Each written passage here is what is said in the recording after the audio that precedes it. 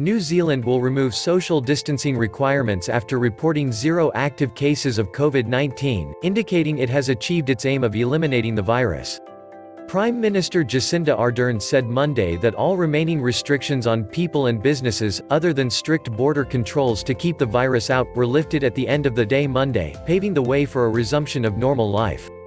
The South Pacific nation earlier reported that the last of its coronavirus patients has recovered, making it one of the few countries in the world to have successfully eradicated the pathogen and the first among those that suffered a sizable outbreak.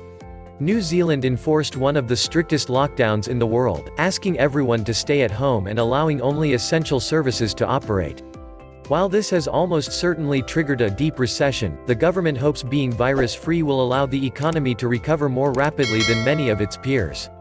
The lifting of social distancing requirements, which came sooner than expected, further boosted the nation's top 50 stock index. It gained 3.2% Monday, becoming the first major benchmark in Asia-Pacific to wipe out this year's losses at market close.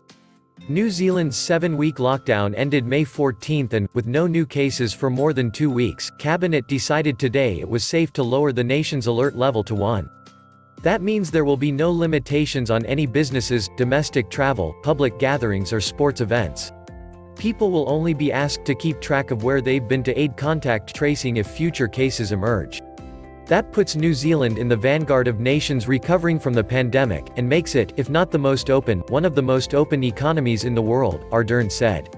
She urged people working from home to go back to their offices and workplaces to help get cities busy again.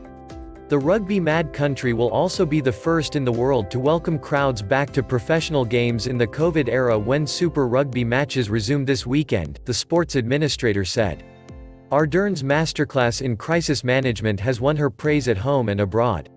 Support for the Prime Minister and her Labour Party surged in recent opinion polls, forcing the main opposition party to replace its leader less than 4 months out from a general election.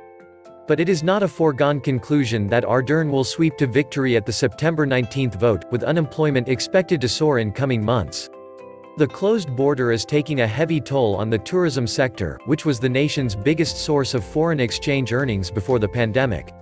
Only returning residents, and some foreign workers with specialist skills who have been granted an exemption, are currently allowed into the country, and all must serve a 14-day quarantine.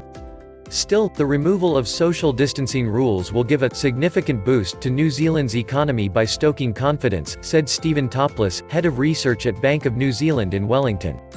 Confidence has a huge impact on both consumer spending and investment activity.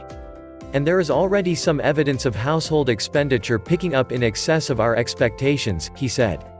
And there are early signs that New Zealand's status as a virus-free haven will work to its advantage.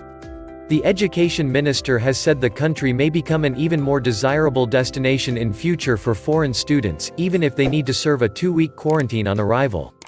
New Zealand is also in talks with Australia to open a so-called travel bubble, though Ardern said today it will need to act cautiously, as Australia still has community transmission of the virus.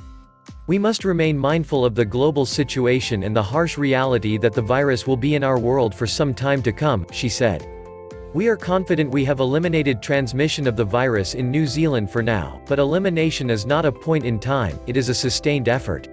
The theory behind New Zealand's elimination strategy is that COVID-19 has a longer incubation period than influenza, an average of 5 to 6 days and as long as 2 weeks, compared with just 2 to 3 days for the flu.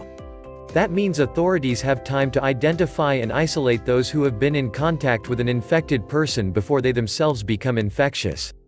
New Zealand recorded a total of 1,504 confirmed and probable cases of COVID-19 and 22 deaths. It hasn't had a new case for 17 days. Don't forget to like, comment, share, and subscribe.